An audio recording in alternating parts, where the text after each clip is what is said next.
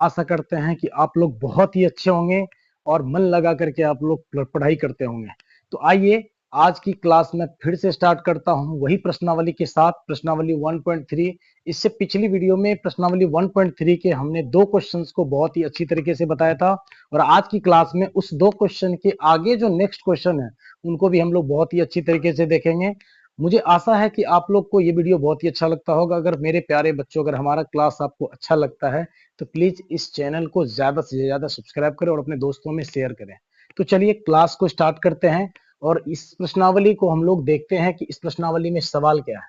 तो देखिए प्यारे बच्चों, हमने इस प्रश्नावली के जो सवाल हैं, पहले सवाल में जो कह रहा था कि सिद्ध कीजिए कि √5 एक अपरिमेय संख्या है, इस क्वेश्चन को हमने सॉल्व किया था। इस क्वेश्चन को मैंने बहुत अच्छे से समझाया था। और इसके जो नेक्स्ट क्वेश्चन थे जिनमें बोला गया था सिद्ध कीजिए कि 3+2 √5 एक अपरिमेय संख्या, इनको भी मैंने बताया था। और आज की क्लास में मैं इसके आगे जो नेक्स्ट क्वेश्चन है उनको करने वाला हूं। तो चलिए देखते हैं आज की क्लास में क्या है क्वेश्चन। तो चलिए प्यारे बच्चों, आज की क्लास में आप देखेंगे तो प्रश्न नंबर 3 जो दिख रहा है आपको, प्रश्न नंबर जो आपको 3 दिख रहा है, इस 3 नंबर प्रश्न में आपको 3 पार्ट क्वेश्चन दिए हुए हैं। कितने क्वेश्चन है? तो टोटल बच्चे 3 क्वेश्चन है, और तीनों क्वेश्चन को बहुत ही शानदार तरीके से मैं सॉल्व करूंगा। और आप इस वीडियो में बने रहें, बिना स्किप किए हुए इस वीडियो को पूरा देखें। आशा करते हैं आपको 110% समझ में आएगा।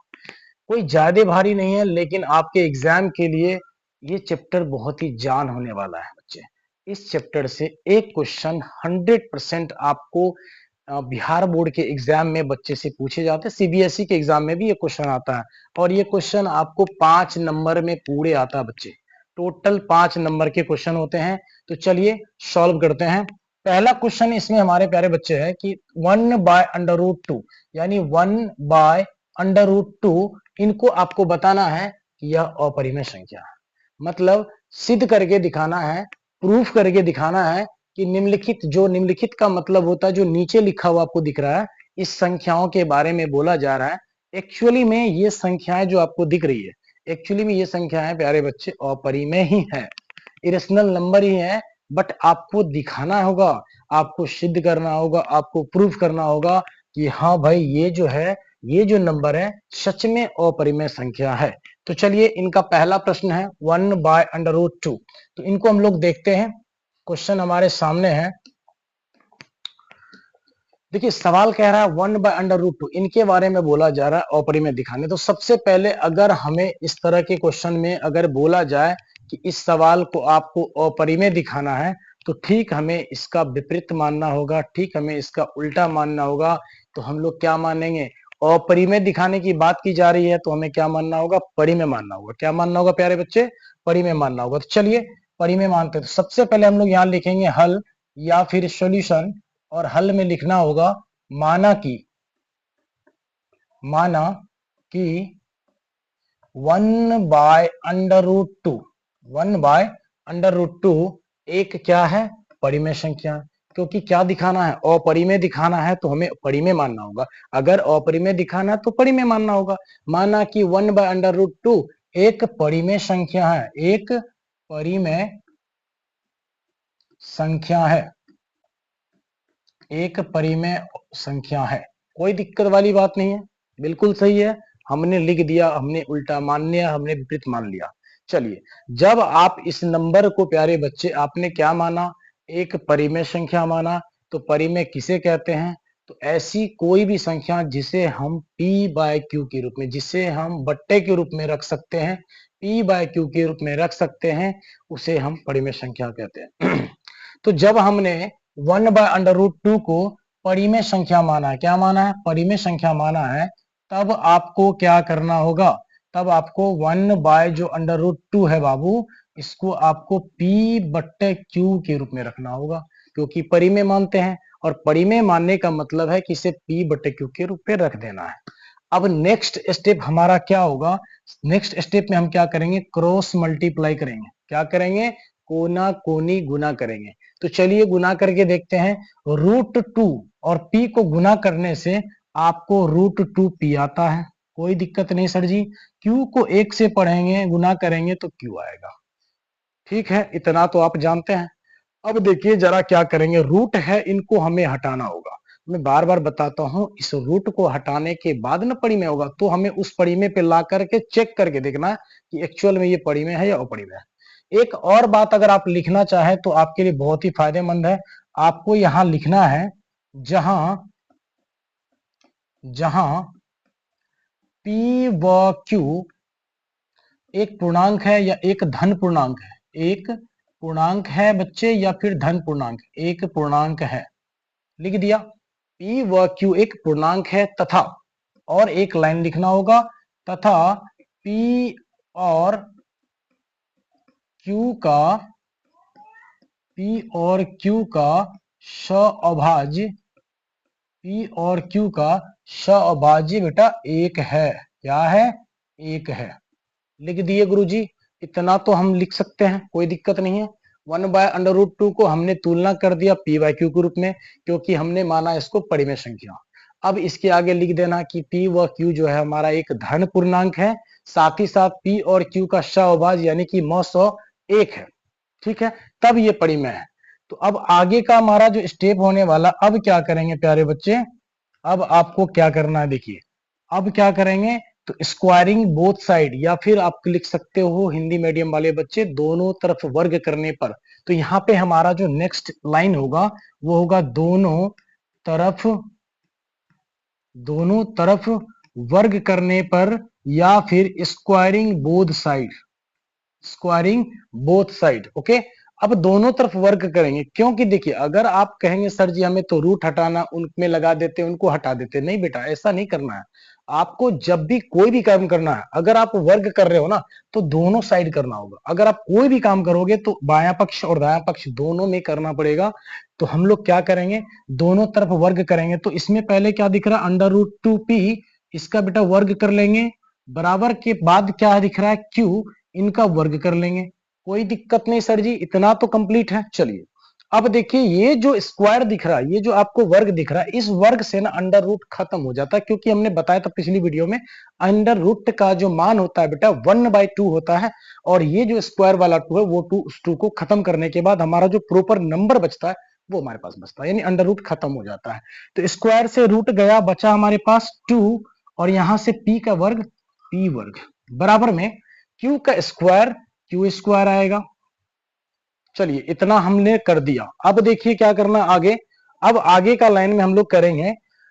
अब जरा ध्यान दीजिए, अगर ये दो पी स्क्वायर बराबर हमने क्या लिखा, क्यू स्क्वायर, तो ये जो दो दिख रहा है आपको, आपको ये जरा इधर मैं समझा रहा हूं आपको, 2p² आपको दिख रहा है बेटा, इसका मतलब ये होता है कि सर हमने 2 गुना पी स्क्वायर किया है, 2 गुना पी स्क्वायर किया है, तभी ये जाकर के 2p² हुआ है। अगर हमने, अगर ऐसा लिखा होता, अगर ये वाला रिलेशन होता प्लस का, तो ये इस प्रकार से ही रिप्रेजेंट रहता, इसी तरह से ये रहता एज इट इज, इनमें कोई भी चेंज नहीं होता। इसका मतलब है कि अगर इस तरह से लिखा हुआ है, तो कहने का मतलब है कि इस दोनों के बीच में क्या है बेटा, गुना का रिश्ता है। क्या है? गुना का संबंध है। तो जब इधर गुना में है, आप जरा बताओ, जब इधर 2p² के साथ गुना में है, तो गुना वाले चीज को बराबर के उधर भेजेंगे तो क्या होगा, भागा होगा, यानी 2 जो है इस भागे में आ जाएगा। कहने का मतलब समझिए, 2 गुना में इधर आएगा तो भागा करेगा, किसको भागा करेगा, q² को भागा करेगा। किसको करेगा? q² को। तो q² को कौन विभाजित कर रहा है, 2 कर रहा है। तो यही बात को यहां लिखना, बस इतना के बाद आपको लिखना है, चूंकि 2 यहां पे किसको कर रहा है, q² को विभाजित करता है, विभाजित करता है।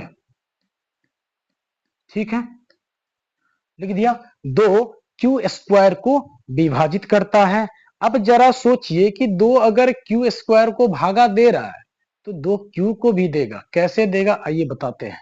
अगर मान लीजिए बेटा q² आपके पास 20 है, मान लो q² आपके पास 20 है, तो अगर आप q की बात करते हो तो ये स्क्वायर इधर जाएगा तो क्या हो जाएगा, √2, मान लो आप 20 मान लो, या फिर कुछ ऐसा मान लेते हैं, 100 मान लेते हैं, जिसका ना वर्गमूल निकल जाए थोड़ा सा आसानी से, तो वो हम कर लेते हैं। अगर स्क्वायर हटाएंगे तो बेटा इस पार में क्या आता है, जब भी कोई बराबर के पहले अगर स्क्वायर होता है तो बराबर के उस पार जाने के बाद रूट लग जाता है। तो 100 का अंडर रूट निकालेंगे तो आपके पास 10 आएगा। कहने का मतलब है कि अगर क्यू स्क्वायर यानी 100, क्यू स्क्वायर मतलब 100 को अगर अगर 100 को 2 काट रहा है 50 बार में, तो क्या क्यू को नहीं काटेगा? क्यू मतलब 10 को नहीं काटेगा, 2 ये भी तो काट रहा है। मतलब यही चीज हम कहना चाह रहे हैं कि अगर 2 क्यू स्क्वायर को विभाजित अच्छे से कर रहा है, इसका मतलब ये होगा कि 2 क्यू को भी विभाजित करेगा, क्यू को भी विभाजित करेगा, क्यू को भी विभाजित करेगा। कोई दिक्कत नहीं है। हमने इस प्रश्नावली का जो पहला क्वेश्चन सॉल्व किया था ना, सिद्ध कीजिए कि √5 एक अपरिमेय संख्या, बिल्कुल सेम टू सेम उसी प्रकार इनको बनाना है प्यारे बच्चों। जो क्वेश्चन इस प्रश्नावली का आपने 1 नंबर का सवाल को सॉल्व किया, उसी प्रकार से इनको बनाना है। तो चलिए, ये हमारा आधा काम हो गया। हमने क्या दिखाया कि 2 जो है वो क्यू स्क्वायर भैया को काट रहा है। अब यही 2 पी को भी तो काटेगा, क्योंकि पी व क्यू दोनों है। तो चलिए, अब इसके आगे जो हम लोग काम करेंगे, अब करना है इसमें, अब देखिए क्या करते हैं हम लोग। अब ये तो यहां तक तो हमको हो गया क्यू स्क्वायर वाला। अब देखिए हम क्या करेंगे, पुनः मतलब दोबारा, पुनः माना माना ये जो Q है इसको मान लीजिए आप 2K मान लीजिए, 2C में मान लीजिए, 2D मान लीजिए, जो भी मानना है, या 2D मान लो, कुछ भी मान लो, कोई दिक्कत नहीं है। तो हमने क्या माना इस बार, Q को 2D। लगभग आप समझिए, अगर आपको 2 वाला सिस्टम आए तो 2 ही मानना है। 5 वाला √5 वाला सिस्टम में था तो हमने क्या माना था, 5K माना था। तो इस तरह से ही माना जाता है। अक्सर एग्जाम में देखिएगा, अगर 2 दिख रहा है तो 2 मान लीजिए Q का, अगर 5 रहेगा तो 5 मान लेना है, 4 रहेगा 4, इस तरह से मानना है। अब जरा ध्यान दीजिए, Q को हमने क्या माना, 2D। क्या माना, 2D। तो आपके पास Q क्या है, Q का स्क्वायर है, तो Q आपने माना है 2D। पहले हम इसको लिख लेते हैं, हमारे पास 2P स्क्वायर है, उसको लिख लीजिए 2P का वर्ग बराबर में, आपको क्या दिख रहा है बराबर में, देखिए 2P स्क्वायर के बराबर में Q स्क्वायर है। तो Q हमने क्या माना बच्चों, 2D। तो Q की जगह हो गया 2D। अब इसका Q का वर्ग भी है ना, तो इसका वर्ग भी करना पड़ेगा। समझ में आया क्या किए? सबसे पहले हमने क्या किया, देखिए यहां तक तो आपको समझ में आ गया कि माना कि 1/√2 एक परिमेय संख्या है। अब जब परिमेय मान रहे हैं तो इसको P/Q के रूप में तुलना करना पड़ेगा। तुलना करने के बाद हमने क्रॉस मल्टीप्लाई किया, इसको गुना करने के बाद दोनों तरफ वर्ग किया, यानी स्क्वायरिंग बोथ साइड। तो स्क्वायरिंग बोथ साइड करने के परिणाम स्वरूप हमारे पास 2P स्क्वायर बराबर Q स्क्वायर आता है, जो कि 2 यहाँ पर गुना में है बच्चे। इस पार आने के बाद Q स्क्वायर को 2 विभाजित करेगा, वो हमने अच्छी तरीके से लिखा। अब बात आती है P का, तो जिस Q को विभाजित करता उस Q को आप मान लीजिए कुछ भी, 2D मान लीजिए, 2R मान लीजिए, 2C मान लीजिए, कुछ भी। तो हमने उस प्रकार से माना, और हमारे पास यहाँ जो सेंटेंस दिख रहा है, आप इसको कुछ भी मान लीजिए, समीकरण 1 मान लीजिए, कुछ भी मान लीजिए। तो समीकरण 1 में जो आपको दिख रहा है, 2 गुना में, सॉरी 2P स्क्वायर, तो 2P स्क्वायर हमने लिखा, बराबर में Q स्क्वायर। तो Q स्क्वायर, तो Q को आपने 2D माना है, तो पहले Q का लिखो 2D, अब स्क्वायर है तो स्क्वायर लगा देंगे। चलिए यहां तक गुरुजी कोई दिक्कत नहीं है। चलिए अब देखिए, यहां से 2P square as it is रहेगा। अब 2 का स्क्वायर बेटा 4, और D का स्क्वायर D स्क्वायर। कोई दिक्कत नहीं, कोई दिक्कत नहीं। चलिए अब देखिए, अगर इस P स्क्वायर को यहां रहने देते हैं और यहाँ पर 4D स्क्वायर है, ये जो 2 गुना में है, मैं आपको बार बार कह रहा हूं, इस दोनों के बीच संबंध गुना का है। तो अगर 2 गुना में, तो बराबर किस पार जाएगा, तो सर जी भागा हो जाएगा। अब भागा देने के बाद ये कटेगा, 2 दूनी 4, कट गया। अब देखिए आपके पास फाइनल क्या बचता है, फाइनल आपके पास बचता है P स्क्वायर बराबर में 2D स्क्वायर। अब जरा ध्यान दीजिए, ये जो 2D स्क्वायर है, इसके बीच में गुना का संबंध है। तो ये 2 गुना में इधर आएगा तो फिर क्या करेगा, वही काम करेगा। गुना में 2 है, इधर आएगा तो भागा देगा, किसको, इस बार P स्क्वायर को देगा। अगर ये गुना में इधर आएगा तो भागा देगा। अब भागा किसको दे रहा, 2 से भागा देगा P स्क्वायर को। तो इस प्रकार से क्या लिखेंगे, वही चीज लिखेंगे। चूंकि 2 P स्क्वायर को क्या करता है, P स्क्वायर को विभाजित करता है, P स्क्वायर को विभाजित करता है, P स्क्वायर को विभाजित करता है। इसीलिए 2 जो है बेटा P को भी विभाजित करेगा, P को भी विभाजित करेगा, P को भी विभाजित करेगा। कोई दिक्कत नहीं, यहां तक क्लियर है। 2 P स्क्वायर को जब विभाजित कर सकता है तो P को भी करेगा। कैसे करता है आपको हमने समझा दिया है। तो यहां तक अपने आप कॉपी में नोट करें, और इसके आगे अब कुछ नहीं करना है, बस वही चीज लिखना है कि यहाँ पर देखिए P और Q दोनों को विभाजित करने वाला, यानी कि दोनों संख्या जो विभाज्य हो रही है उनको विभाज्य देने वाला सिर्फ एकलौता एक ही नंबर है जो कि 2 है। तो हमने क्या बोला है, मौसो 1 आना चाहिए तभी परिमेय होगा। अगर P और Q का मौसो जो आएगा वो 1 ही आना चाहिए। लेकिन यहाँ पे जरा ध्यान दीजिए, P और Q का मौसो आपके पास कितने आ रहे हैं, 2 आ रहे हैं। तो हमारी मान्यता गलत हो जाती है। हम इसी चीज को लिखेंगे, यहां तक आप लिख ले। अब देखिए हम क्या करेंगे आगे। अब देखिए हमें यहां लिखना है, यहां यहां P व Q को P व Q को 2 विभाज्य करता है, 2 विभाज्य करता है ना। P व Q को 2 विभाज्य करता है, अतः हमारी मान्यता क्या है, गलत है। क्यों गलत है, क्योंकि P व Q को विभाज्य करने वाला 1 होना चाहिए, लेकिन बेटा यहाँ पे 2 है। तो हमारी परिमेय संख्या तो 1 बोलती है, लेकिन ये परिमेय नहीं है, 2 कर रहा है इसको विभाज्य, इसीलिए परिमेय नहीं है। अतः हमारी मान्यता, हमने क्या माना था, हमने माना था 1/√2 एक परिमेय संख्या, तो वो हमारी गलत साबित होती है। अतः हमारी मान्यता गलत है, हमारी मान्यता गलत है। इसीलिए 1/√2 एक क्या है बेटा, अपरिमेय संख्या। क्या है, एक अपरिमेय संख्या है, एक अपरिमेय संख्या है।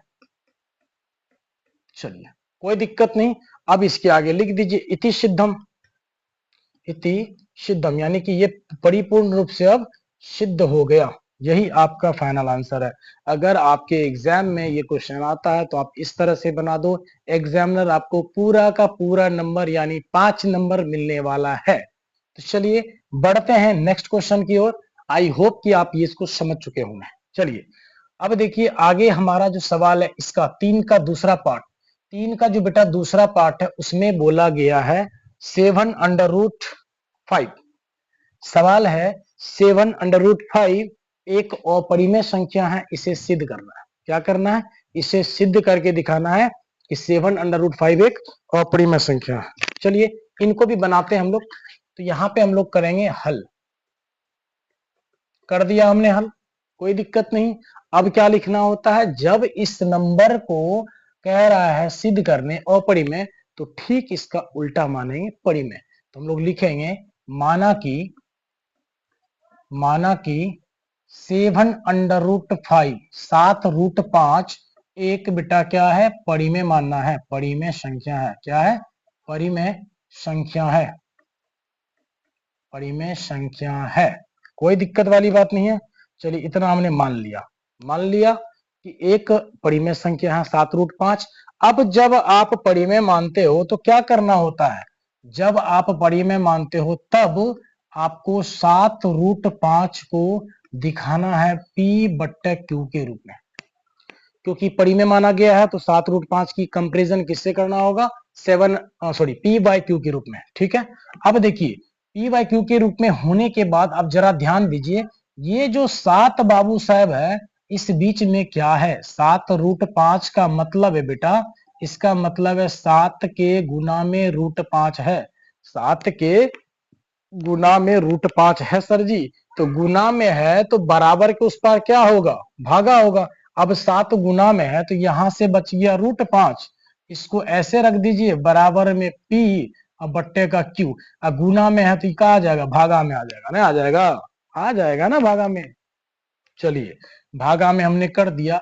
अब जरा ध्यान करो क्वेश्चन नंबर 1 की ओर कि हमने प्रश्न नंबर 1 में इस √5 को क्या सिद्ध किया था, परिमेय या अपरिमेय, अपरिमेय सिद्ध किया था।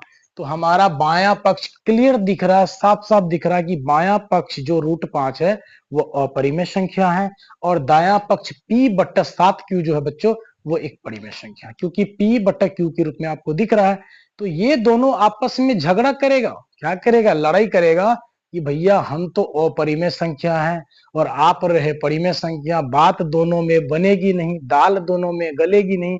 तो यहाँ पर होगा झगड़ा, लड़ाई झगड़े वाली बात होगी, यानी एक दूसरे का क्या कर रहा, विरोध कर रहा, विरोधाभास है ये।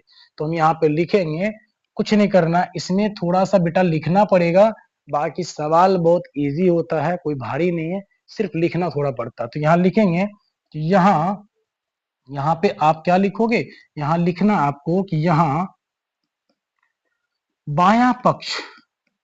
अब ये बायां पक्ष क्या है हमने बता रखा, फिर मैं बताता हूं कि आप अगर बीचों बीच बराबर के अगर खड़े हो जाओ, ये साइड आपका बायां और ये साइड आपका दायां, तो इस साइड में जो भी मटेरियल है उसको बायां पक्ष बोलेंगे, इस साइड में जो भी मटेरियल उसको दायां पक्ष बोलेंगे। तो यही बायां पक्ष दायां पक्ष होता है, ज्यादा कोई खास नहीं है।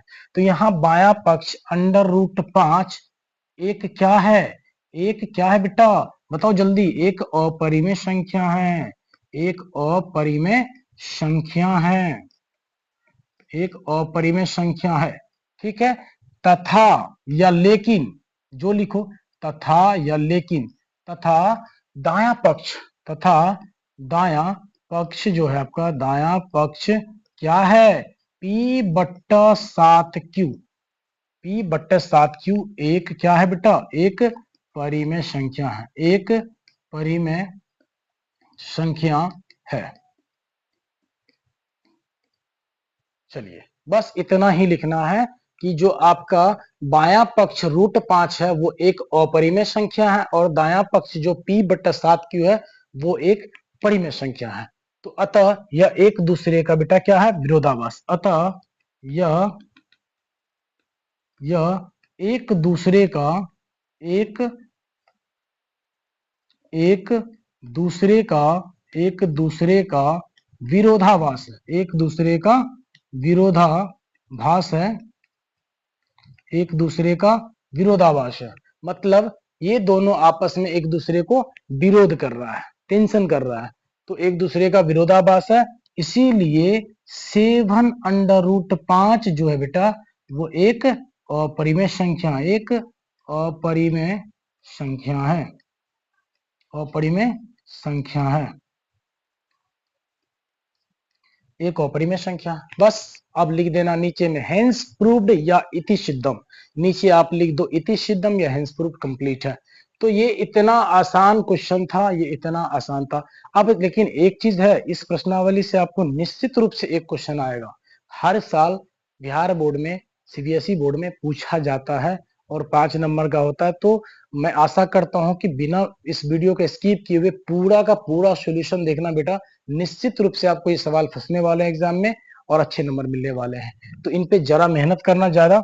चलिए 3 हमारे सामने क्या है बच्चों, उनको भी हम लोग करते हैं।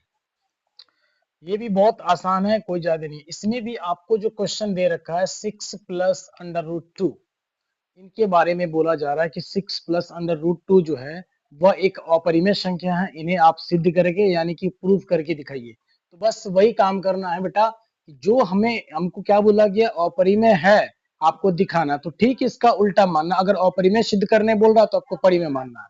तो हम यहाँ से क्या लिखेंगे प्यारे बच्चों, यहाँ लिखेंगे हल और यहां से हम बनाना शुरू करेंगे। लिखेंगे माना, यानी हम कुछ देर के लिए इसको मानते हैं कि माना कि 6 + √2 यानी 6 + √2 एक परिमेय संख्या है। क्या मानेंगे, एक परिमेय संख्या है, एक परिमेय संख्या है, एक परिमेय संख्या मान लिया, कोई दिक्कत नहीं है। 6 + √2 एक परिमेय संख्या मान लिया। अब जब हमने इसको परिमेय माना है, तो परिमेय मानना है तो हमें इसको हमें परिमेय के रूप में तुलना करके दिखाना होगा। तो हम यहाँ से क्या करेंगे, इससे लिखेंगे कि तब ये जो 6 + √2 है इसको परिमेय माना गया, तो बेटा P/Q, क्योंकि परिमेय तो यही कहता है ना कि कोई भी संख्या P/Q के रूप में होना चाहिए, तो हमें इसको तुलना कर दिया P/Q के रूप में, कोई दिक्कत वाली बात नहीं। अब जरा ध्यान दीजिए कि आपको यहाँ जो 6 दिख रहा है वो क्या है बेटा, कोई चिन्ह नहीं, यहाँ तो प्लस में है, क्या है, प्लस में है। अब जब प्लस का 6 को बराबर की इधर हम लोग लेके आएंगे, तो वो जो प्लस का 6 है इधर आने के बाद क्या होगा, माइनस का 6। तो हम लोग यहाँ से लिखेंगे, क्या लिखना है हमको कि अब देखिए यहाँ पे हमें लिखना, इसको नहीं लिखना, अब लिखना है √2, क्या लिखेंगे, √2 बराबर P/Q, और ये प्लस का 6 इधर आएगा तो माइनस का 6। अब देखिए ये बट्टे के रूप में दिख रहा है, तो इनको भी बट्टे के रूप में हम 1 मान लेंगे, क्योंकि इसका हम लोग करने वाले हैं एलसीएम, लोवेस्ट कॉमन मल्टीपल करने वाले हैं प्यारे बच्चे। तो चलिए अब यहाँ से हम इसको ऐसे रहने देंगे जैसा का तैसा एज इट इज √2। अब इसका एलसीएम करोगे तो आपको Q और 1 का लॉसो जो आएगा वो आएगा Q, और Q से Q में भागा देंगे तो एक बार में कटेगा, और 1 को गुना करोगे P से तो P आएगा बेटा, और 1 से भागा दो Q में तो Q आएगा, और उसी Q को गुना करेंगे 6 से तो 6Q हो जाएगा। कोई दिक्कत नहीं, यहां तक तो आप समझ गए। चलिए अब देखिए हम लोग क्या करेंगे, अब जरा ध्यान दीजिए, अब सवाल आपका बन चुका है बेटा। अब यहाँ पे देखिए कि जो बायां पक्ष में आपको √2 दिख रहा है वह एक अपरिमेय संख्या है। इससे पहले भी हमने सॉल्व किया था, हमने बताया था ना 1/√2 वाला क्वेश्चन, आपको याद आ रहा होगा कि इसके बारे में जो बताया था। तो √2 इतना तो पता चल गया कि √2 एक अपरिमेय संख्या है। और दाएं पक्ष में आप देखिए P-6Q/Q, मतलब P/Q के रूप में आपको दिख रहा है, तो ये एक क्या है, यह एक आपका परिमेय संख्या है। तो हम यहाँ पे उसी चीज को लिखना है। यहाँ पे क्या लिखेंगे, यहाँ बायां पक्ष जो आपको है, बायां पक्ष क्या है बेटा, √2 है। बायां पक्ष आपका √2 एक क्या है, एक अपरिमेय संख्या है, एक अपरिमेय संख्या है, एक अपरिमेय संख्या है। लेकिन आपका जो ये दायां पक्ष दिख रहा है, दायां पक्ष जो आपके सामने है, लेकिन दायां पक्ष देखिए, दायां पक्ष P-6Q/Q, ये जो है P/Q यानी कि यह एक दायां पक्ष एक परिमेय संख्या, एक परिमेय संख्या है, एक परिमेय संख्या है। समझ गए यहां तक? अब हमारा कंप्लीट हो गया। अब जरा ध्यान दीजिए कि बाएं पक्ष में जो अपरिमेय है और दाएं पक्ष में जो परिमेय है, ये एक दूसरे से टेंशन पैदा कर रहा है। ये कह रहा है कि भाई हम अपरिमेय हैं, ये कह रहा है कि भाई हम परिमेय हैं, मतलब इन दोनों में बात नहीं बन रही है।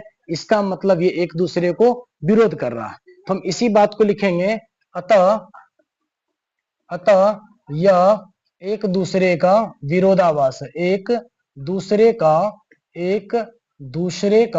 विरोधाभास, एक दूसरे का विरोधाभास है। अतः इसीलिए हमारी मान्यता जो है, हमारी मान्यता मतलब हमने क्या माना है, हमने माना है 6 + √2 एक परिमेय संख्या है, तो ये हमारी मान्यता गलत हो गई। अतः हमारी मान्यता गलत है, हमारी मान्यता गलत है। और 6 + √2 एक क्या है, एक आपका अपरिमेय संख्या है, एक आपका अपरिमेय संख्या है बाबू। चलिए इतना बन गया, बस आपको यहां लिख देना हैंस प्रूव्ड, या फिर आप लिख सकते हो इति सिद्धम। आपको जो सूटेबल लगा आप उसे लिख दो, दोनों बात एक ही है। तो आज की क्लास में बेटा हम इतना ही करने वाले हैं। आज का क्लास हमारा प्रश्नावली 1.3 का समाप्त हो गया अध्याय। अब इसमें कोई भी क्वेश्चन नहीं रहा, और नेक्स्ट वीडियो में आप लोगों के साथ एक बहुत ही इंटरेस्टिंग चैप्टर के साथ मैं मिलने वाला हूं, और ये क्लास 10 का जो प्रश्नावली 1.4 होगा उसको हम लोग सॉल्व करेंगे। तो आज के लिए मुझे विदा दीजिए, और आशा करते हैं कि आप लोग को मेरा क्लास अच्छा लगता होगा। अगर बाबू बेटा मेरा अगर क्लास अच्छा लग रहा है तो आप इस चैनल को सब्सक्राइब कीजिए और इस क्लास को लाइक कीजिए, और अपने प्यारे प्यारे दोस्तों में इस क्लास को ज्यादा से ज्यादा वीडियो को सेंड कीजिए। धन्यवाद। Thank you for watching.